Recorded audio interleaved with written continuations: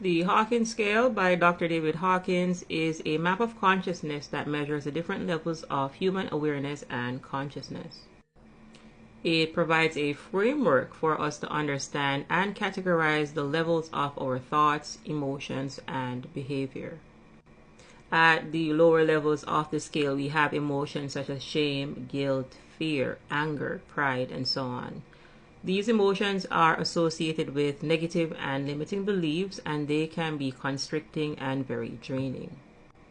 As we move up the scale, we encounter emotions such as courage, willingness, and acceptance.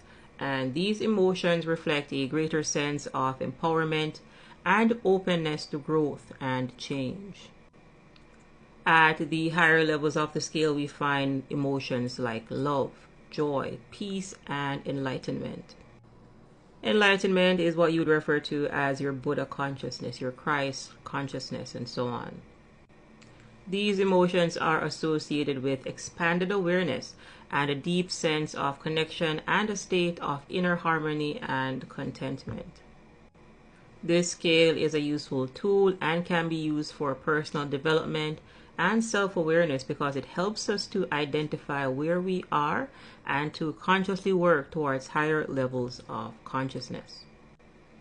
As it relates to pathological narcissism, it is important that you understand that pathological narcissists are people that are based in shame and they are unable to move past their pride.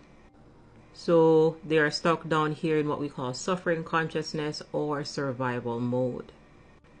This means that any relationship that you get into with a pathological narcissist will be a very toxic one because they only have access to negative emotions. This is why you cannot love a narcissist. They cannot receive it. And also a narcissist is unable to love you because they are not able to reach that level of consciousness. All of your love and kindness and compassion is going to evaporate right there at the third dimension, right there at the line of pride. People who are in a state of suffering will also want to inflict this suffering on others. The suffering state of consciousness is what you may commonly know as hell.